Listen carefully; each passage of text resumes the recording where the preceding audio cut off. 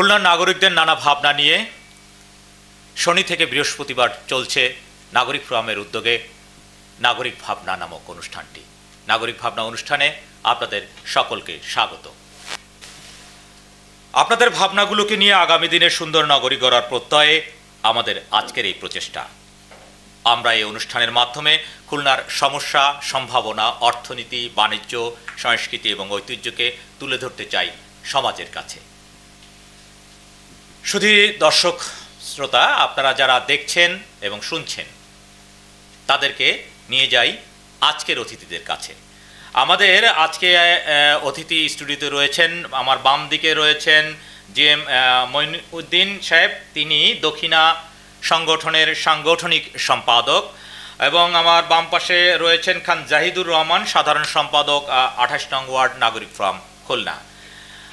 আমার ডান পাশে অতিথি হিসেবে আজকে উপস্থিত রয়েছেন মোহাম্মদ শফিকুল ইসলাম, সচিব উপাচার্য খুলনা বিশ্ববিদ্যালয়, এবং আরেকজন অতিথি রয়েছেন মোহাম্মদ শাকিল আহমেদ, সভাপতি 28 নং ওয়ার্ড নাগরিক ফোরাম। শুধু দর্শক শ্রোতা, আমরা এই মুহূর্তে চলে যাব আমাদের প্রাসঙ্গিক ভাবনাতে। সর্বপ্রথম আমি মঈন সাহেবের কাছে যেতে চাই। জিএম মঈনুদ্দিন, আমি আপনার সাথে কিছু প্রাসঙ্গিক ভাবনা নিয়ে যেতে চাই। আপনি তো পরিবেশ নিয়ে কাজ করছেন দীর্ঘদিন যাবৎ। খুলনার পরিবেশ সংকট এবং তার থেকে উত্তরণের কি কি উপায় আছে বলে আপনি মনে করেন, এবং এই উত্তরণের জন্য আগামী যারা নেতৃত্বে আসবেন তাদের কাছে আপনার প্রত্যাশা? বিসমিল্লাহির রহমানির রহিম। আজকের এই কেটিভি এবং নাগরিক ফোরামের যৌথ প্রযোজনায় আমাদের নাগরিক ভাবনা নিয়ে যে অনুষ্ঠান, তার উপস্থাপক ইকবাল হাসান তুহিন, এবং আমরা যারা উপস্থিত প্রত্যেকে ধন্যবাদ দিয়ে আমি আমার কথা শুরু করছি। খুলনা আমার মনে হয় যে একটা অপরিষ্কার নগরী। আমরা ইতিপূর্বে বহুবার চেষ্টা করেছি সিটি কর্পোরেশন এবং আমরা নাগরিক যারা আছি তাদের যৌথ সভা প্রতি সপ্তাহেই সিটি কর্পোরেশনে বর্জ্য ব্যবস্থাপনা নিয়ে মিটিং সিটিং হয়। আমরা সেখানে বিভিন্ন রকম কথাবার্তা বলি, কিন্তু সমস্যা হচ্ছে যে কথা একটা আমরা ওখানে বলে আসি, কিন্তু এটা কোনো বাস্তবায়ন হয় না এবং তদারকিও হয় না, যার কারণে আমরা আমাদের জোরালো বক্তব্য উপস্থাপন করেও কোনো সুফল আমরা পাচ্ছি না। প্রথমেই একটা পয়েন্ট ইন্ডিকেট করি, যেটা হলো নিরালা আবাসিক এলাকা বেরোয়ে সিটি কলেজের, যেটা একটা কলেজের হোস্টেল, যেখানে ছাত্ররা লেখাপড়া করে, যেখানে একটা ভালো পরিবেশ থাকার কথা, সেটা একটা সেকেন্ডারি ডিসপোজাল ব্যবস্থা। সেখানে আমরা বহু চেষ্টা করছি এটা উঠানোর, কিন্তু আজ পর্যন্ত এটা উঠাতে পারি নাই। গত সপ্তাহে সিটি কর্পোরেশনের মিটিং হয়েছে, প্রশাসক মহোদয় ছিলেন না, সচিব সাহেব ছিলেন এবং ম্যাজিস্ট্রেট সাহেব ছিলেন, বর্জ্য ব্যবস্থাপনার দায়িত্বে যিনি আছেন। আমরা ওনাকে বলেছিলাম যে আমাদের সিটি কলেজের এই পাশে এই যে নিরালার থেকে বেরোতে গেলে এখানে নাকে টিস্যুতেও মানায় না, রুমালেও মানায় না, এইরকম দুর্গন্ধযুক্ত পরিবেশে আমরা প্রতিনিয়ত যাতায়াত করছি। এটা কি করা যায়? অবশ্য সচিব সাহেব বললেন যে না, আমরা এর ব্যাপারে একটা দ্রুত পদক্ষেপ গ্রহণ করব। কিন্তু অন্তরায় হয়ে দাঁড়িয়েছে যেটা হলো নিরালা 1 নম্বর রোডের আবাসিক এলাকার ভিতর দিয়ে বাইপাস সড়ক হচ্ছে। এই সড়কটা দীর্ঘদিন ধরে নির্মাণ কাজ চলছে, কিন্তু অদ্যাবধি এখনও কখন শেষ হবে এটা আমরা জানি না। এটা তো কেডিএর, এটা কেডিএর সড়ক। কেডিএর সড়ক সিটি কর্পোরেশনে বললে সিটি কর্পোরেশন বলে কেডিএর সড়ক। হয়রাজ আমাদের 150-র অধিক বাড়ি নিচতলা পানিতে ডুবে যাবে। স্বাভাবিক বর্ষা হলেই পানিতে ডুবে যাবে। 150 বাড়ির অধিক বাড়ির এটা ট্যাক্স কেউ দিতে পারবে না, এই বাড়ি ভাড়া হবে না, তার মানে ট্যাক্স দেবো কী করে? এ কথা আমরা সেখানে উত্থাপন করেছি। এবং নিরালা গোরস্থানের পাশে দীঘের নিরালা যে দীঘা, এই দীঘার পূর্ব পাশে এখানে একটা ক্রাশ সেন্টার করা হয়েছে। ক্রাশ সেন্টারটায় আমরা ময়লা পাঠাতে পারছি না, এই রাস্তাটার উন্নয়ন শেষ না হওয়া পর্যন্ত, মানে এখানে গাড়ি চলার মতো কোনো পরিবেশ পরিস্থিতি নাই। আজকে 2-3 বছর ধরে আমরা এই ভীষণ ভোগান্তি পাচ্ছি। বারবার কেডিএর কাছে, আমরা কেডিএর কাছে 4-5 বার গেছি। আমি আরেকটু পরিচয় দিই, আমি নিরালা জনকল্যাণ সমিতির জয়েন্ট সেক্রেটারি, নির্বাচিত কমিটি। আমরা চেয়ারম্যান সাহেবের, কেডিএ চেয়ারম্যান সাহেবের কাছে আমরা বহুবার গেছি, কিন্তু কেডিএ চেয়ারম্যান সাহেব এ ব্যাপারে ঠিকাদারদের দ্রুততার সাথে কোনো কিছু বলে নাই এবং এ করে না। আমরা আমাদের যতটুকু প্রভাব আছে নিরালা জনকল্যাণ সমিতি, তারা আমরা এটা কন্ট্রাক্টরদের বলে আমরা পাশের ড্রেনগুলো একটু দ্রুততার সাথে কাজ করাচ্ছি। আচ্ছা, এখন আপাতত এইটার জন্য এই পরিবেশটা খারাপ হয়ে আছে এখানে। আরেকটা যেটা হলো আমার ইকবালনগর মোড়ের এই পাশে বেরোয় বাংলাদেশ ব্যাংকের কোয়ার্টার, এখানে বাংলাদেশ ব্যাংকের কর্মচারীরা, কর্মকর্তারা হলো প্রথম শ্রেণীর নাগরিক, ফার্স্ট ক্লাস গ্রেডেড অফিসার। তাদের এখানে আমার মনে হয় যে আমি ওই রাস্তাতে যখন আসি তখন নাক বন্ধ হয়ে যায়। আরও কোয়ার্টারে যে কীভাবে বসবাস করে এটা আমার অজানা। এটাও একটা সাংঘাতিক ব্যাধি। আমরা বলেছিলাম যে আপনারা কিছু কন্টেনার এখানে দেন, যে কন্টেনারগুলো টাইমলি এখানে বর্জ্য সরবরাহ করবে গৃহস্থলী থেকে এবং এখান থেকে টাইমলি ওইটা নিয়ে যাবে। তখন সচিব সাহেব বললেন যে ঠিক আছে, আমরা একটা টাইম নির্ধারণ করে দেব যে 9টার ভিতরে এখানে ময়লা দিতে হবে এবং 9টার ভিতরে ট্রাক আসবে, ট্রাকেই ময়লা দিতে হবে। কিন্তু এখন আজকে বোধহয় 10 দিন হয়ে গেল, 10 দিনই হয়ে গেল, কিন্তু এই ব্যাপারে এখনও আলোর মুখ দেখে নাই। যাই হোক, ওনার প্রচেষ্টা আছে।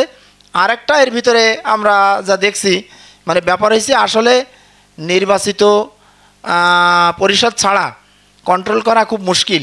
তারপরেও ওনারা কাজ চালিয়ে যাচ্ছেন, আমরা ওনাদের সহযোগিতা করছি। এগুলো তো নির্বাচিত পরিষদ যখন ছিল তখন থেকে এগুলো আছে। আচ্ছা, আমি একটা কথা বলি, নির্বাচিত পরিষদ যখন, আমি একটা উদাহরণ দিই, আমাদের যখন আনিস সাহেব যখন অল্প দিনের দায়িত্ব পেয়েছিলেন, তখন আনিস সাহেবকে আমরা বলে ওই সিটি কর্পোরেশনের যে ময়লা ফেলা, এই ময়লার এখান থেকে একটা ওয়াল দিছিলাম, যেটা বাইরের লোকজন ওই গন্ধটা ছুটতো না, ওর ভিতর থেকে, ওয়ালের ভিতর থেকে নিয়ে যেত। কিন্তু পরবর্তীতে ওয়ালটা ভেঙে ফেলা হয়েছে রাস্তার কাজ করার জন্য, কন্ট্রাক্টর এসে ভেঙে দিয়েছে ওইটা, এখন আর সেটা নাই। আমরা ইতিপূর্বে বহুবার চেষ্টা করেছিলাম, যেহেতু ওয়ার্ডে যখন একজন কাউন্সিলর সার্বক্ষণিক বসে, সে কিন্তু কিছু কাজ করতে পারে। আমরা ইতিপূর্বে, মানে সবচেয়ে অবনতি হয়েছে এই 1 বছরে। এই 1 বছরে আমরা সাংঘাতিকভাবে, মানে আমাদের পরিবেশ দূষণ হচ্ছে। আমরা ইতিপূর্বে চেষ্টাও করেছিলাম। আশা করি যে আগামীতে আমাদের প্রচেষ্টা অব্যাহত থাকবে এবং আমরা এটার থেকে উত্তরোত্তর বৃদ্ধি পাবো। আমরা মাঝে আরেকটা উদাহরণ দিই, যেটা আমাদের এই গল্লামারি ব্রিজের ওপারে আপনার একটা ছিল ডাস্টবিন। এই ডাস্টবিনটা বৈঠকেটা টিএনও সাহেব ওখান থেকে করার পরে সিটি কর্পোরেশন কে করাবো, সিটি কর্পোরেশন ওখানে একটা ডাস্টবিন দিয়েছিল। কিন্তু ডাস্টবিনটা দিয়ে এমন বিপদ হয়েছে যে আমি সাধারণত, আমরা ভার্সিটির দিকে যখন যাই, আমার ভার্সিটিতে যাওয়ার পথে নাক বন্ধ করে যেতে হয় এবং পানি কাদা এমনভাবে সেখানে গন্ধ ছড়ায়। আমরা আন্দোলন করে সেটা, সেই কন্ট্রাক্টটা ওখান থেকে উঠাইছে এবং আমি প্রস্তাব দিয়েছিলাম সিটি কর্পোরেশনের মিটিংয়ে যে দেখেন, আপনারা বৈঠকের কথা বলছেন আর আপনারা বলছেন যে আমরা খুলনায় যখন ঢুকবো, যখন খুলনা শহর যেন সুবাতাস এবং সুন্দর একটা নগরী আমরা দিতে পারি, এই প্রচেষ্টা প্রত্যেকের থাকবে। তো এটা কিভাবে হবে? এটা হবে হলো, আপনারা একটা ডাস্টবিন রাখছেন, আপনাদের ডাস্টবিন হলে আপনারা টেনে নেন, আর বৈঠকাটার ডাস্টবিন হলে বৈঠকাটা টানবে। তো বলুন না, আমাদের ডাস্টবিনটা ওখান থেকে সরানো হয়েছে, এটা একটা শুভ খবর। আর শহরের প্রায় অঞ্চলে দেখেন, মানে এখন যে আগে সিটি কর্পোরেশন যে কন্টেনারগুলো দিত, যেখানে নাগরিকরা ময়লাটা সেকেন্ডারি ডিসপোজালে ফেলাতো, সেখানে ওই ডাস্টবিনগুলো এখন আর দেয় না এবং গতানুগতিক পন্থায় কাজ চলে। আমরা একটা মিটিংয়ের সিদ্ধান্ত নিয়েছিলাম, মানে সবাই মিলে, সিটি কর্পোরেশন এবং পরিবেশ ব্যবস্থাপনা, তারপর অন্য এনজিও ছিল, আমরা সিদ্ধান্ত নিয়েছিলাম যে সকাল 9টার আগে কেউ ওই ডিসপোজাল সেন্টারে, সেকেন্ডারি ডিসপোজাল সেন্টারে ময়লা ফেলবে না, কারণ অফিস আদালতের লোকজন যাতায়াত শুরু হয়ে যাবে। বিকাল 5টার পরে, তখন অফিস আদালতের লোকজন যখন ফিরবে বা বাসায় যাবে, তারপরে এই ময়লাগুলো ওখান থেকে উঠাতে হবে এবং এর আগে কোন ফেলবে না। এভাবে আমাদের পদক্ষেপ হয়েছিল, কিন্তু সেটাও বাস্তবায়ন হচ্ছে না। যে মইন, আমরা আবার আসবো আপনার কাছে। আচ্ছা, ধন্যবাদ। আমরা চাই যে আপনার মাধ্যমে এই সমস্ত বিষয়গুলো যথাযথ কর্তৃপক্ষের কাছে উপস্থাপিত হবে এবং তারা সুব্যবস্থা গ্রহণ করবেন। ধন্যবাদ। আমরা, আমাদের ডান পাশে অতিথি রয়েছেন শাকিল আহমেদ, সভাপতি 28 নং ওয়ার্ড নাগরিক ফোরাম। আমরা তার কাছে যেতে চাই। তার কাছ থেকে 28 নম্বর একটি একটি জনবহুল এরিয়া, এখানে সমস্যা যেমন রয়েছে, এখানে সম্ভাবনাও রয়েছে, এবং সমস্যা এবং সম্ভাবনার মধ্য দিয়ে এই ওয়ার্ডের ভিতর নাগরিক হিসেবে আপনি কি প্রত্যাশা করছেন? ধন্যবাদ কেটিভি এবং নাগরিক ফোরামকে আমাদেরকে এখানে আমন্ত্রণ জানানোর জন্য। এবং নাগরিক ভাবনা, এই যে নাগরিক ফোরামের একটা ব্রেন চাইল্ড, এইটা আমরা বিশ্বাস করি আগামী দিনে খুলনায় এই আলোচনাগুলো কোনো না কোনোভাবে উপকৃত হবে। আপনি আমাকে 28 নং ওয়ার্ড সম্বন্ধে জিজ্ঞাসা করেছেন। আমি প্রথমে আপনাকে একটা তথ্য দিয়ে রাখি, আপনি জানেন, তারপরে দর্শকদের উদ্দেশ্যে বলছি। আমি 28 নং ওয়ার্ডের নাগরিক ফোরামের সভাপতি হয়েছে নবনির্বাচিত। বিগত দিনে যারা ছিল তাদের খবর তারাই সঠিক বলতে পারবে। তবে আমি ওখানে দায়িত্ব নেওয়ার পর কতগুলি রাস্তা, কতগুলি পুকুর, কতগুলি স্কুল, কতগুলি মাদ্রাসা, এগুলি আমরা ওয়ার্ড অফিস এবং আমরা নিজেরা জরিপ করে দেখেছি। আসলে 28 নং ওয়ার্ডে বলেন আর 1 থেকে 31 নং ওয়ার্ড বলেন, প্রত্যেকটি ওয়ার্ডে আমাদের মূল সমস্যা হচ্ছে আমাদের নৈতিকতায়। আপনি চাইলেই অনেক সমস্যার সমাধান করার চেষ্টা করতে পারি, কিন্তু জনগণের মধ্যে যদি সচেতনতা বোধ আমরা তৈরি না করতে পারি, তাহলে সম্ভাবনাময় ওয়ার্ড বলেন, সম্ভাবনা বলেন, শহর বলেন, আমাদের এই সুফলতা পেতে সমস্যা হচ্ছে। আমি 28 নং ওয়ার্ডের বর্তমান যেই অবস্থা, মানুষ চাচ্ছে সেখানে উপকার আসুক, মানুষ চাচ্ছে এই অন্তত ওই ওয়ার্ডটা একটা মডেল ওয়ার্ড হিসেবে সিটি কর্পোরেশন প্রকাশ পাক। কিন্তু এইটার জন্য আমাদেরকে দরকার একটা পরিকল্পিত ব্যবস্থা, যেটার মাধ্যমে ধীরে ধীরে 28 নং ওয়ার্ডের একদম প্রথম থেকে শুরু করে শেষ মাথা পর্যন্ত কাজ যদি করা যায়, তাহলে 28 নং ওয়ার্ডের মানুষ, নাগরিক উপকৃত হবে। আমি আপনাকে ছোট্ট একটা 28 নং ওয়ার্ড সম্বন্ধে একটা তথ্য দিই। বর্তমানে খুলনায় যেটা অধিকতরভাবে প্রভাব ফেলছে সেটা হচ্ছে ডেঙ্গু সমস্যা। এটা খুলনায় বিগত দিনে কিন্তু এরকম কোনো প্রভাব ছিল না। মাঝখানে চিকুনগুনিয়া নামে একটা জ্বর গিয়েছে, যেটা মানুষ আক্রান্ত হয়ে এখন অনেকেই নানাবিধ রোগে সমস্যায় ভুগছে। কিন্তু বর্তমানে যে ডেঙ্গুর যে সমস্যাটা, আপনি 28 নং ওয়ার্ডের একদম শেষ মতিয়াখালী যেই আপনার খাল, যেটা 30 এবং 31-এর উপর থেকে চলে গিয়ে আপনার রূপসা নদীতে গিয়ে পড়েছে, এই খালটার অবস্থা খুবই বেহাল। আমরা ছোটোবেলায় দেখেছি এই খালটা ছিল অনেক চওড়া, অনেক বড়, সেটাকে এখন একটা মোটামুটি একটা ভালো ড্রেন বানিয়ে কার্যক্রম চালাচ্ছে। এখানে পানি নিষ্কাশন বলেন, পলিথিন বলেন, বিভিন্ন প্লাস্টিক বলেন, বর্জ্য এমনভাবে ভরে থাকে, দেখলে মনে হয় থেকে তো রাস্তা গিয়ে ওটা একেবারেই সরু একটা ড্রেনের মতো হয়েছে। ওটা আমরা যখন আমার এখানে সাধারণ সম্পাদক আছে এবং আমাদের যারা ওখানে কর্তৃপক্ষ আছে, আমরা যারা কাজ করছি ওয়ার্ড নিয়ে, আমরা ওখানে গেলে দেখলে মনে হয় যে আমরা সহ সবাই চোখ বন্ধ করে আছি, এটা যেন দেখার আমাদেরকে কেউ নেই। যাই হোক, আমাদের সময় কি মনে হয় যে ভূমিদস্যুরা এই খালগুলোকে দখল করার ফলে সিটি কর্পোরেশন বাধ্য হয়ে এই পন্থা অবলম্বন করতে গিয়েছেন? এইটা একটা আংশিক সমস্যা বলে আমার কাছে মনে হয়, কিন্তু আমরা জানি যে কোনো সরকার কিংবা কর্পোরেশন তারা চাইলে কিন্তু আপনার অ্যাকোয়ার করতে পারে। নগরের সৌন্দর্য বর্ধন, খালের দুপাশ তো একরের বিষয় না। খালের দুপাশে যখন ভরাট করে ভূমিদস্যু যারা আছে তারা ভরাট করে তাদের জায়গার পরিধিটিকে একটু বাড়ানোর চেষ্টা করেছেন, এবং সেই ক্ষেত্রে যখন সিটি কর্পোরেশন দেখলেন বা প্রশাসন দেখলেন যে এটি বেদখল হয়ে যাওয়ার একটা সমূহ সম্ভাবনা এবং বারবার উচ্ছেদ করার পরও তারা দখলে চলে যাচ্ছে, তখন তারা খালের দুপাশে রাস্তা তৈরি করে জনগণের। আপনি যদি এইভাবে বলেন তাহলে আমাদেরকে সব সমস্যার ঊর্ধ্বে আমাদেরকে কর্তৃপক্ষের দিকে সবসময় আঙুল তুলতে হয়। ভূমিদস্যু ভূমি দখল করবে, কর্তৃপক্ষ কি করবে? এখানেও তো কর্তৃপক্ষ, যে কর্তৃপক্ষ যে দায়িত্ব, আমরা যদি সঠিকভাবে তারা দায়িত্ব পালন না করে তাহলে তো এরকম হবে। তবে যাই হোক, আমি আপনাকে সমস্যাটা উত্থাপন করে গেলাম। আমি আর একটা ছোট কয়েকটা বিষয়ে কথা বলে যেতে চাই।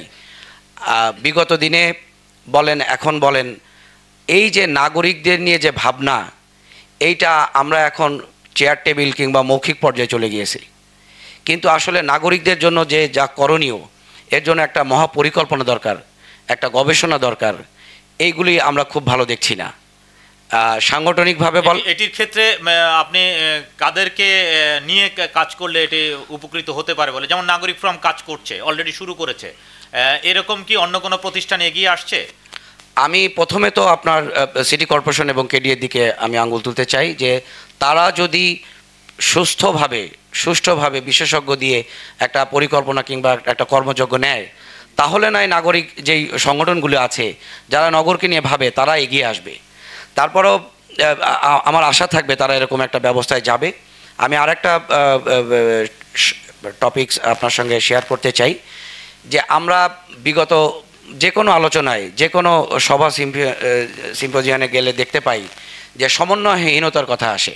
সিটি কর্পোরেশন বলে কেডিএ, কেডিএ বলে সিটি কর্পোরেশন, এরকম ওয়াসার কথা আসছে। আমরা চাই নাগরিক ফোরাম একজন একটা সমন্বয়কারী প্রতিষ্ঠান হিসেবে এগিয়ে আসতে পারে কিনা। নাগরিক ফোরাম, সিটি কর্পোরেশন, কেডিএ, ওয়াসা সহ যারা সেবামূলক প্রতিষ্ঠানগুলি আছে যারা নাগরিকদেরকে সেবা দেয়, নাগরিক ফোরামকে আমি একজন ওয়ার্ডের একজন নাগরিক নেতা হিসেবে আমি নাগরিক ফোরামের কাছে আশা করব আগামী দিনগুলিতে এই যে সমন্বয়হীনতা, এই সমন্বয়কারী হিসেবে প্রত্যেকটা প্রতিষ্ঠানের মধ্যে একটা সেতু বন্ধন করে আমরা খুলনার নগরের উন্নয়নে কাজ করতে পারি কিনা। ধন্যবাদ শাকিল আহমেদ, আপনার এই প্রত্যাশা পূরণ হবে এটি আমরা আশা রেখে কাজ করতে চাই, সামনের দিকে এগিয়ে যেতে চাই। আমি এবারে চলে যেতে চাই খান জাহিদুর রহমান, সাধারণ সম্পাদক 28 নম্বর ওয়ার্ড নাগরিক ফোরাম। আপনারও একই প্রাসঙ্গিক কথা, সেটি হচ্ছে নাগরিকদের, অর্থাৎ আপনার ওয়ার্ডের নাগরিকদের নিয়ে আপনাদের যে ভাবনা, নাগরিক ফোরামের ভাবনা বা নাগরিকদের যে প্রত্যাশা, এগুলো সম্পর্কিতভাবে আপনি কি কাজ করতে চান এবং নাগরিক হিসেবে বা নাগরিক নেতা হিসেবে আপনি ওয়ার্ডবাসীকে নিয়ে ওয়ার্ডের সমস্যাগুলোর সমাধান করবে কি কি পদক্ষেপ গ্রহণ করতে পারেন? জি ধন্যবাদ। ইকবাল হাসান তুহিন, সঞ্চালক নাগরিক ভাবনা। আমি খান জাহিদুর রহমান, সাধারণ সম্পাদক 28 নম্বর নাগরিক ফোরাম খুলনা। আমরা এতে পূর্বে যে কথাগুলো শুনছি এই প্রাসঙ্গিকতা থেকেই বলতে হয় যে উন্নয়নের পথে কিছু অন্তরায় আমাদের এখানে আছে, যেটা ইতিমধ্যেই শোনা গেছে যে যথাযথ কর্তৃপক্ষ যে ব্যবস্থাগুলো নেয় না। আমরা নাগরিক ফোরাম থেকে চেষ্টা করতেছি নতুন করে ফর্মে এসে যে আমরা যেন সেইটাকে বাস্তবায়ন করতে পারি, যে একটা নাগরিক যে সুবিধা পাওয়ার কথা সেইটা পাচ্ছে না, বা যার পাওয়ার কথা সে পাচ্ছে না। এইটা নাগরিক ফোরাম একেবারে মানে দেখে খুঁটে সুবিধাগুলোকে আপনারা চিহ্নিত করতে পারেন। হ্যাঁ, আমরা চিহ্নিত কিছু আমাদের ওয়ার্ডে যেটা করছি, এবং আমরা নিজেরাও কয়েকটা মানে নিজস্ব উদ্যোগে, নাগরিক ফোরামের নিজস্ব উদ্যোগে কয়েকটা সচেতনামূলক প্রোগ্রাম আমরা করছি অলরেডি। তো আসলে শুধু আমাদের ওয়ার্ড নিয়েই তো নগর না, আমরা এখান থেকে বের হয়ে কাজের জন্য ছুটি শহরে যাই বা স্কুল কলেজে যাই, সেই ক্ষেত্রেও আমাদের কিছু ভোগান্তি। এখন একটা চরম ভোগান্তি হচ্ছে খুলনা শহরের যানজট।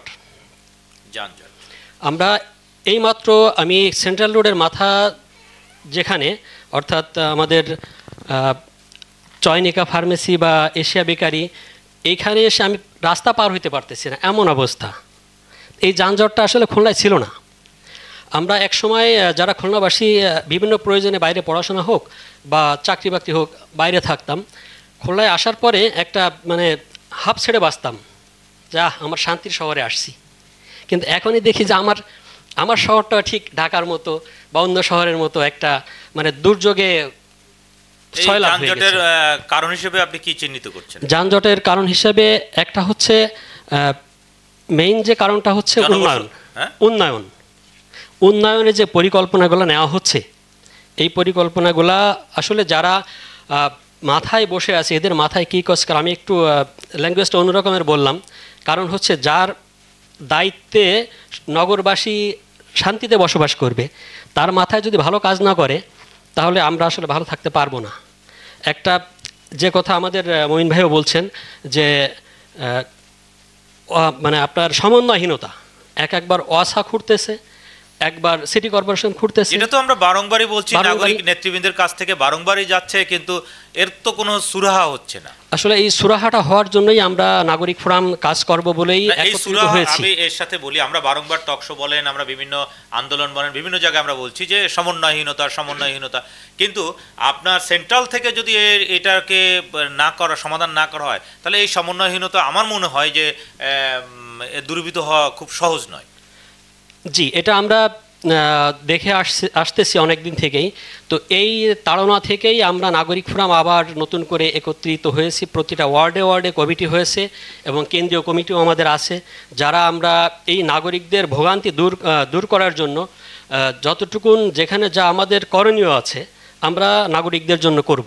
এটার জন্য অনেক নাগরিকদের পক্ষ থেকে আমরা দেখতে পাই যে সিটি গভর্নমেন্ট একটা দাবি এসছে, সিটি গভর্নমেন্ট হলে এই যে সমন্বয়হীনতাগুলো, এই সমন্বয়হীনতাগুলো হয়তো দূরীভূত হতে পারে। এটা কি আপনি মনে করেন সিটি এটা কিছুটা হবে, কিন্তু ওই আমাদের সভাপতি জন্য তো আইনের প্রয়োজন রয়েছে, আইন সংশোধনের প্রয়োজন রয়েছে। জি জি, আমাদের সভাপতি যে কথাটা একটু আগে বললো যে আসলে জনসচেতনতা, আমি শুধু কর্তৃপক্ষকে দায়ী করে আমি সরে যাচ্ছি, কিন্তু আমার নিজস্ব কিছু দায়িত্ব থেকে যায়। তো সেখানে আমি যেটা বলবো যে আমাদের নগরে যে ইজি বাইকগুলো এখন চলতেছে, এরা অনেকেই অশিক্ষিত, অনেকেই বলতে বেশিরভাগই অশিক্ষিত।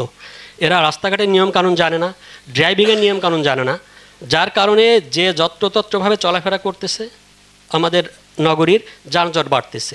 যানজট এখন একটা খুলনা শহরে একটা বড় সমস্যা, মানে নিঃসন্দেহে বড় সমস্যা। এবং আমাদের অফিস আওয়ার বলেন, স্কুল কলেজে যাওয়ার সময় যে আমাদের ভোগান্তি হচ্ছে, এটা আমরা মানে খুব মারাত্মকভাবে ঠিক পাচ্ছি যে এটা আমরা আশা করছি কর্তৃপক্ষ যানজটের ব্যাপারে নজর দিবেন এবং যত দ্রুত সম্ভব খুলনা থেকে যানজট মুক্ত করবেন এবং নগরবাসীকে আশ্বস্ত করবেন, স্বস্তিতে রাখবেন।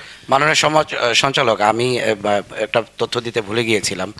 এই যানজটের ব্যাপারে আপনার সিটি কর্পোরেশন কিংবা যারা কর্তৃপক্ষ তারা একটা কাজ করতে পারে। মানে আমাদের ধারণা মানুষের থেকে এখন বেশি যানবাহন হয়ে গিয়েছে। আপনার এই যে ইজি বাইক, এই ইজি বাইকগুলোকে কালারফুল করতে পারে। যে যেমন ডান পাশ থেকে আগে যাত্রী নামতো, সেখানে একটা বাধার ব্যবস্থা করেছে, এখন আর নাগরিক কিন্তু ডান পাশ থেকে নামে না। যদি এরকম একটা ব্যবস্থা নিয়ে যেতে পারে কিনা প্রস্তাব।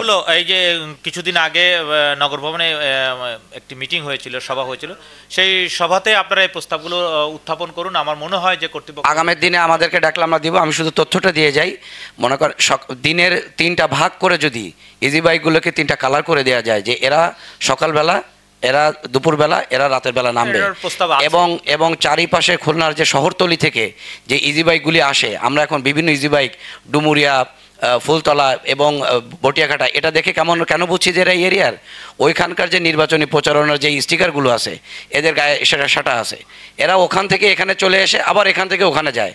অর্থাৎ খুলনার যেই লাইসেন্সকৃত কিংবা খুলনার যে ইজি বাইকগুলি, এগুলো বাদ দেওয়া, শহরতলি থেকে অনেক ইজি বাইক আসছে, এগুলো বাধা দেওয়ার এখন সময়ের দাবি আর কি। ধন্যবাদ। আমি আরেকটু ইন্টারাপ্ট করলাম ভাইকে, আপনার অনুমতি নিয়ে আরেকটু কথা বলতে চাই এই প্রসঙ্গে। সেটা হচ্ছে যে আসলে ইজি বাইক যারা চালায়, একটা সংসার তার উপরে চলে। এটা আমরা শুধু বন্ধ করার কথা বলতেছি, বন্ধ করে দিব। তো বন্ধ করে দিলে তার একটা বিকল্প করার ব্যবস্থা তো আমাদের থাকা উচিত, যেটা মনে হয় যে আমাদের কর্মসংস্থান, খুলনার কর্মসংস্থান একটি ব্যাপক আলোচনার বিষয় রয়েছে। আমরা পরবর্তী যে কোনো অনুষ্ঠানে আমরা এই আলোচনায় যাব। আমরা এবার ফিরে যেতে চাই, আমাদের আর একজন অতিথি রয়েছেন, মোহাম্মদ শফিকুল ইসলাম, সচিব উপাচার্য খুলনা বিশ্ববিদ্যালয়।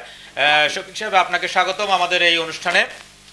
এই অনুষ্ঠানের মাধ্যমে আপনার কাছ থেকে আমাদের দর্শকরা জানতে চাইবেন যে বর্তমান খুলনার যে সামগ্রিক পরিস্থিতি, এই পরিস্থিতিটিকে আপনি কিভাবে দেখেন এবং খুলনা বিশ্ববিদ্যালয়ের সামগ্রিক সমস্যা, সম্ভাবনা, এগুলো নিয়ে আপনার কাছ থেকে আমরা জানতে চাই। ধন্যবাদ কেটিভিকে এবং নাগরিক ফোরামকে আমাকে কথা বলা দেওয়ার জন্য। প্রথমে আমি শুরু করব খুলনার বর্তমান আইন শৃঙ্খলা পরিস্থিতি। আমরা গতকালকে দেখলাম নগরের সবচেয়ে ব্যস্ততম এলাকা, এবং আমরা যে এলাকাটাকে ভিআইপি জোন হিসাবে চিহ্নিত করি, যেখানে খুলনার জেলা প্রশাসক, পুলিশ সুপার, বিভাগীয় কমিশনার, এই ধরনের এলিট শ্রেণীর লোকজনের বসবাস, পাশেই হচ্ছে জজ কোর্ট। এক ধরনের কালকে 2টা হত্যা হলো সেখানে। তো আমার কথা হচ্ছে যে পত্রিকায় দেখলাম যে একটা সন্ত্রাসী গ্রুপ দ্বারা আরেকটা সন্ত্রাসী গ্রুপে হত্যা করা হয়েছে, ধরেই নিলাম ঠিক আছে। কিন্তু আমার কথা হচ্ছে যে এই ধরনের এলাকায়, ভিআইপি জোন এলাকায় এত নিরাপত্তা বেষ্টনী উপেক্ষা করে এই ধরনের যদি হত্যাযজ্ঞ চলতে পারে, তাহলে আমাদের সাধারণ মানুষের নিরাপত্তা কোথায় খুলনায়? আর এ থেকেই তো তারা চ্যালেঞ্জ ছুড়ে দিল যে দেখো আমরা কত বড়। তার আগের দিন পত্রিকায় আসছে কিন্তু গেজেট, খুলনা গেজেটে, যে 6টা সন্ত্রাসী গ্রুপ দ্বারা খুলনা নিয়ন্ত্রিত হচ্ছে। তো এরা কি এত শক্তিশালী যে প্রশাসন তাদেরকে কিছুই করতে পারছে না? একটার পর একটা অঘটন ঘটেই যাচ্ছে, একটার পর একটা ঘটনা ঘটেই যাচ্ছে, হত্যাযজ্ঞ একটার পর একটা ঘটেই যাচ্ছে। তো আমার কথা হচ্ছে যে আমরা যদি এর জন্য কিছু করতে না পারি, তাহলে তো এর জন্য আমাদের এই বসে এই নাগরিক ফোরাম বা আমাদের এই টকশো করে তো কোনো লাভ নাই। এটা আমাদের একটা কথা হচ্ছে কি, প্রশাসন এর জন্য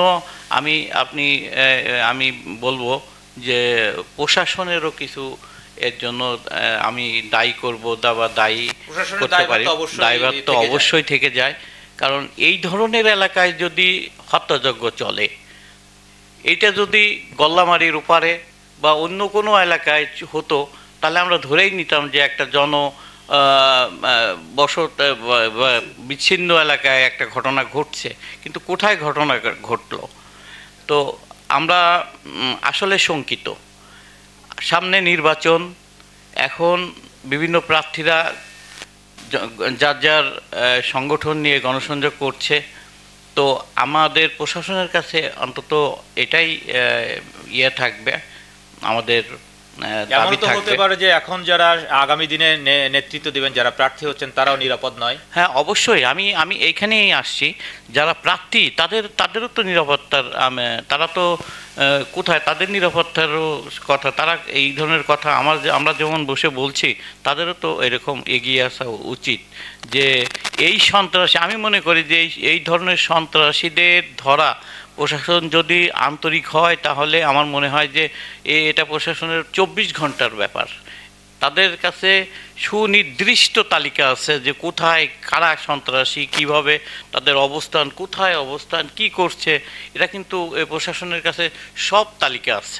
সুতরাং আমার পক্ষ থেকে আমার একটা দাবি থাকবে যে সামনে নির্বাচনকে কেন্দ্র করে এরা আরও এদের মাত্রা এবং এদের সন্ত্রাসী কর্মকাণ্ডের মাত্রা আরও বাড়িয়ে দিতে পারে। নির্বাচনকে ঘিরে কি কালো টাকার প্রভাব বিস্তার হতে পারে কি, আপনি কি মনে করেন? হ্যাঁ, কালো টাকার প্রভাব বিস্তার হতে পারে। নির্বাচনকে ঘিরে প্রতিবার হতে পারে কালো টাকার এবং এই সন্ত্রাসীদের যদি নিয়ন্ত্রণ না করা যায়, তাহলে তো এই সন্ত্রাসীরা যে কোনো প্রার্থীর পক্ষে বা বিপক্ষে চলে যাবে। সুতরাং আমার মনে হয় যারা এখানে প্রার্থী হয়েছেন, তাদের নিজেদের স্বউদ্যোগে যদি খুলনাবাসীর পক্ষ থেকে, আমাদের ফোরামের পক্ষ থেকে আমাদের দাবি থাকবে, তাদেরও আমাদের সঙ্গে একই স্লোগান রাখা উচিত, যারা আমরা সন্ত্রাসমুক্ত খুলনা দেখতে চাই। এবং এইসবেই মানে উঠতি বয়সী যাদের বলা হয় কিশোর গ্যাং, এই কিশোর গ্যাংদের আসলে নিয়ন্ত্রণ করা উচিত এবং অনতিবিলম্বে এদেরকে প্রশাসনের আওতায় এনে এবং এদেরকে নির্বাচনের আগে এদেরকে নিয়ন্ত্রণ করা উচিত বলে আমি মনে করি। আর আরেকটা বিষয় যেটা আমি খুলনার প্রবেশদ্বার হিসাবে যেটা চিহ্নিত আমরা মনে করি, যে গল্লামারি। আমার এক ভাই বলেছে যে আমাদের অটো বাইকের কথা, অটো রিক্সার কথা, অটো রিক্সার লাইসেন্স দেওয়া কত আর খুলনায় চলছে কত আমরা সবাই জানি। তো আমরা দেখতে পাই, আপনারা দেখবেন যে খুলনার প্রবেশদ্বার একটু গল্লামারি আপনি ঢাকা থেকে আসেন বা সাতক্ষীরা থেকে আসেন বা কোন জেলা থেকে আসলে আপনার ওইখান থেকেই ঢুকতে হবে। তো ওখানে ট্রাফিকদের ভূমিকা নিয়ে আমি খুবই শঙ্কিত। ওরা একটা মোটরসাইকেল হেলমেট পরে আসলো কি না, ওদের চোখ থাকে সেই দিকে, তাকে ডেকে এনে পাশে বসায় ঠিকই হেলমেটের জন্য হয়তোবা কিছু উৎকোচ নেবে অথবা একটা মামলা দেবে, ঠিক আছে। কিন্তু এখানে যানজটের কারণে একটা স্কুলে পড়ুয়া বা একটা বিশ্ববিদ্যালয়ে পড়ুয়া শিক্ষার্থীদের ঘন্টার পর ঘন্টা এখানে সময় ব্যয় হচ্ছে, এদিকে কোনো খেয়ালই নাই, তার এদিকে কোনো খেয়াল নাই। আরও আমাদের বাচ্চারা যখন রাস্তা পারাপার হয় তাদের জীবনের ঝুঁকি নিয়ে পারাপার হতে হয় ওইখানে। আর সবচেয়ে আর একটা বিষয় হলো, আমাদের বিশ্ববিদ্যালয়ের পাশে একটা ওভারব্রিজ হয়েছে। এই ওভারব্রিজটা যদি গল্লামারি করা যেত, তা আমার মনে হয় যে খুলনা শহরের এই যা মানে আমাদের জন্য, মানে সাধারণ মানুষের জন্য অনেক উপকৃত একটা। খুলনার গল্লামারিতে অবশ্যই একটা ওভারব্রিজের দরকার এবং অতি প্রয়োজনীয় একটা বিষয় আমাদের গল্লামারি ওভারব্রিজ। কারণ ওখানে আমি রাত 11টার পরেও গিয়ে দেখছি যে যানজট। আমি রাত যানজটটা মূলত তো আমরা আপনি যেটা একটু আগে বললেন যে ট্রাফিকিং ব্যবস্থার একটি অব্যবস্থাপনা দেখা দিয়েছে। যেমন আমরা প্রায় দেখেছি যে গল্লামারির যে পুরো জায়গাটা এক পাশ জুড়ে অটো, ইজি বাইক এগুলো রেখে দেওয়া আছে। এগুলোকে যদি নিয়ন্ত্রিতভাবে রাখা যেত তাহলে মনে হয় অনেকাংশে যানজটটা একটু পরিত্রাণ পাওয়া যেত। হ্যাঁ, কিছুটা তো অবশ্যই কিছুটা, কিন্তু নিয়ন্ত্রণ তো করছে না, নিয়ন্ত্রণ নাই না, ট্রাফিক তো কোনো ওই নিয়ন্ত্রণের কাজ করছে না। সংশ্লিষ্ট কর্তৃপক্ষ যদি একটু নজর দেন এবং ট্রাফিকিং এর ব্যাপারে যদি একটু সচেতন হন তাহলে কিছুটা হলো জনদুর্ভোগ লাঘব হবে। আর একটা বিষয়ে আমি ধন্যবাদ জানাই যে আগামী ৩রা ডিসেম্বর বৃহত্তর আমরা খুলনাবাসী ওখানে ১ ঘন্টা কর্মবিরতি বা রাস্তা অবরোধ করবে। সাথে সাথে আমি আবার নিজের স্থান থেকে আমি একটা জিনিস বলতে চাই। ১ ঘন্টা রাস্তা বন্ধ করে দিয়ে, অবরোধ করে দিয়ে ওখানে এর সমস্যার সমাধান হবে কি না সেটাও ভেবে দেখার বিষয়। আমরা তো ওই ১ ঘন্টায় জনগণ ওই দুর্ভোগের মধ্যে পড়বে। ওর চেয়ে যারা ওই ঠিকাদার, মাহবুব ব্রাদার্স যারা ঠিকাদারি প্রতিষ্ঠান, তারা কেন কাজ করছে না? ওখানে মাহবুব ব্রাদার্স না, ওরা ওখানে অন্য প্রতিষ্ঠান, বা রোডস অ্যান্ড হাইওয়ে অথবা সিটি কর্পোরেশন, আমরা সেখানে গিয়ে সেখানে তো আমরা অবরোধ করতে পারি যে এই কাজটা কেন হচ্ছে না। দ্রুত আমাদের ওই কাজটা তো হওয়া দরকার। ওখানে যদি আমরা ১ ঘন্টা অবরোধ করে রাখি, তারা কি ওইখান থেকে যাবে যে আমরা অবরোধ করতেছি? যে ওরা দেখতে যাবে যে ওইখানে কি আমরা অবরোধ করতেছি? বা পেপার পত্রিকা আসবে, জনদুর্ভোগ বাড়তে থাকবে। ওই ১ ঘন্টা তো আরো বেশি হবে জনদুর্ভোগ, আমি মনে করি। তো আমরা আশা করছি যে জনদুর্ভোগ এড়িয়ে এই সমস্যার সমাধান এবং খুলনাবাসীর প্রত্যাশা যাতে পূরণ হয় সেদিকে আমরা লক্ষ্য রাখবো। আমরা সকল অতিথিদের কাছ থেকে ১ মিনিট করে আমরা জানতে চাইবো এবং আমরা অনুষ্ঠানের প্রায় শেষ পর্যায়ে চলে এসেছি। আমরা চলে যাব যে মঈনের কাছে। আপনি পরিবেশ নিয়ে কথা বলেছেন এবং আপনি শুনেছেন সকল অতিথিবৃন্দই সামগ্রিক খুলনার বিষয়গুলো নিয়ে উপস্থাপন করেছেন। ১ মিনিটে আপনি আপনার খুলনার কাছ থেকে, খুলনার জনগণ হিসেবে আপনার প্রত্যাশা এবং প্রত্যাশাটি থাকবে আগামী নেতৃত্বের কাছে, এই প্রত্যাশাগুলো কি কি হতে পারে? প্রত্যাশা বলতে আসলে আমি যে বিষয় নিয়ে বক্তব্য ইতিপূর্বে রাখছিলাম যে বর্জ্য ব্যবস্থাপনা, সামগ্রিক বিষয়টি বলেন, আপনার সামগ্রিক কি কি প্রত্যাশা? বর্জ্য ব্যবস্থাপনা, এটা আমার মনে হয় যে আমাদের খুলনা শহরের সবচেয়ে মেন জিনিস হলো ময়ূর নদী। এই ময়ূর নদীটা খনন করলে এবং এখানে যদি জল প্রবাহ ঠিক মতো পরিচালিত হয় তাহলে আমাদের ময়ূর নদীর ক্ষেত্রে, আপনি ময়ূর নদীর কথা বলেছেন, ময়ূর নদীর ক্ষেত্রে এই যে আপনি নিরালা থেকে লবণচোরা থানা পর্যন্ত যে বাইপাসটি তৈরি হচ্ছে, ময়ূর নদী ভরাট করে সেখানে দীর্ঘদিনে এই আজ 2 বছরের মতো ভরাট করে সেটি প্রতিবন্ধকতা তৈরি করছে, স্রোতের ক্ষেত্রে, পানি প্রবাহের ক্ষেত্রে প্রতিবন্ধকতা তৈরি হচ্ছে। এটিকে আপনারা নাগরিক হিসেবে এখনো কোনো কেন ব্যবস্থা গ্রহণে যাননি বা সংশ্লিষ্ট ঠিকাদারের সাথে বা সংশ্লিষ্ট প্রতিষ্ঠানের সাথে কথা বলে ওখানে পানি প্রবাহ যাতে মানে স্মুথলি হয় সেটি আপনারা কেন কথা বলছেন না? আমি এ ব্যাপারে আপনাদেরকে একটু আশ্বস্ত করতে চাই আমাদের গত বোধহয় 15 দিন হলো সিটি কর্পোরেশনের চিফ প্ল্যানিং অফিসার যিনি আমিরুল জব্বার সাহেব, উনি আমাদের নিরালা মানে এই ময়ূর নদী সংক্রান্ত হরিণটানা থেকে একদম গল্লামারি ব্রিজ পর্যন্ত পাশে ওয়াকওয়ে এবং এটা বাঁধানোর কাজ শুরু হবে। সময় সাপেক্ষ ব্যাপার না, শুরু হবে। আমি বলি এখানে আমরা প্রস্তাব দিছি ওনাদেরকে যে আমাদের ময়ূর নদীটা খনন করতে হবে। যদি খনন না করেন ওই পরিবেশে এই কচুরিপনা এই নোংরা পানিতে কিভাবে জনগণ বসবে? ওনারা বলছেন হ্যাঁ এটাও হবে। আমরা তো কয়েকটি আমরা লক্ষ্য করেছি যে না এই যে আপনি ময়ূর নদীর পাশে বলছেন বিভিন্ন জায়গায় যেমন বিভিন্ন গরুর খামার তৈরি হয়েছে এবং গরুর যে বজ্রগুলো এইগুলো সব নদীতে যাচ্ছে এবং নদী ভরাট হয়ে যাচ্ছে তলদেশে। আপনি আজকে খনন করবেন, কালকে এটি ভরাট হবে। আপনি ওটি যদি বন্ধ না করতে পারেন, পরিবেশের কথা বললেন, ওই পরিবেশ দিক থেকে যদি ওইটি বন্ধ না করতে পারেন, তো আমার ধারণায় বলে যে মানে যেটা যে এইসব গরুর ফার্ম মুরগির ফার্ম এইগুলো আসলে সিটি কর্পোরেশনের ভিতর থাকা উচিত না, এগুলোকে অপসারণ করা উচিত। এবং এগুলোকে আমাদের আগামী আপনাদেরকে ধন্যবাদ জানাই নাগরিক ফোরাম এবং কেটিসি, যেহেতু এইগুলো সমস্যার কথা আমাদের বলার সুযোগ আপনারা দিয়েছেন এবং আগামীতে আমরা এইগুলো আরও ইন্ডিকেট করে আপনাদের মাধ্যমে পরবর্তী আবার যখন আমাদের ডাকবেন আমরা প্রশাসনের এগুলো আমরা প্রশাসনকে আমরা জানাবো। আমরা আবারও আপনাদের সাথে নিয়ে নাগরিকদের এই ভাবনাগুলোকে পৌঁছে দিতে চাই সংশ্লিষ্ট কর্তৃপক্ষের কাছে। আমরা চলে যাব আবারও খান জাহিদুর রহমানের কাছে। খান জাহিদুর রহমান, 1 মিনিটে আপনার সংক্ষিপ্ত ভাবনাগুলোকে আগামী দিনের নেতৃত্বের কাছে প্রত্যাশা। জি ধন্যবাদ। অবশ্যই আমাদের একটা পরিকল্পিত নগরী, আমরা এখানে মানে স্বাস্থ্যকর পরিবেশে বসবাস করতে পারি সেরকম একটা নগর আমরা আশা করি। এটা যারা বর্তমান কি অস্বাস্থ্যকর নগরী? অবশ্যই আমি বলবো অস্বাস্থ্যকর। এবং এটা WHO এর একটা জরিপে দেখা গেছে যে বিশ্বের ভিতরে 2টা শহরের ভিতরে দ্বিতীয় স্থান অধিকার করছে হচ্ছে খুলনা। আবহাওয়া বা বাতাস দূষিত, যে খুলনার পরিবেশ এই দূষিত হওয়ার কোনো কারণ কি? হ্যাঁ, দূষিত হওয়ার কারণ কিছু অবশ্যই আছে। সেটা হচ্ছে যেহেতু ওই যে আমাদের এখন উন্নয়নের যে খোঁড়াখুড়ির একটা ধুলা, এরপরে ইট ভাটাগুলো আছে সেখান থেকেও ধোঁয়া আসে, সব কিছু মিলায় আমাদের খুলনা আগের থেকে একটু জনবহুল। খুলনা আগের থেকে একটু জনবহুল। তো এটা আমরা চাই যে এটার থেকে পরিত্রাণ পেয়ে আমরা একটা নির্মল আলো বাতাসে বসবাস করব খুলনায়, সেই প্রত্যাশা। সাথে আমি আরেকটু কথা বলি, যেটা হচ্ছে আমাদের কি আগামী নেতৃত্বের কাছে যে আগামী নেতৃত্বের কাছে যারা আসবে তারা যেই হোক, এটা আমাদের এক নেতা অলরেডি বলছে যে আমরা যারা দল করি তারা শুধুমাত্র দলের স্বার্থ দেখি, কিন্তু আসলে দলের স্বার্থের বাইরে গিয়ে জনগণের স্বার্থে কাজ করাটাই হচ্ছে রাজনীতি। তো আমরা এই রাজনীতি যেটা করতে চাই, রাজনীতিবিদরা যারা আছেন তারা এই বিষয়টা লক্ষ্য রাখবেন যে আমরা জনবান্ধব রাজনীতিবিদ আমরা চাই। খুলনায় যে একটা ঐতিহ্য ইতিহাস খুলনায় আছে, আমরা আশা করবো সেটা আবার ফিরে আসবে খুলনার বুকে, সেরকম নেতৃত্ব চলে আসবে।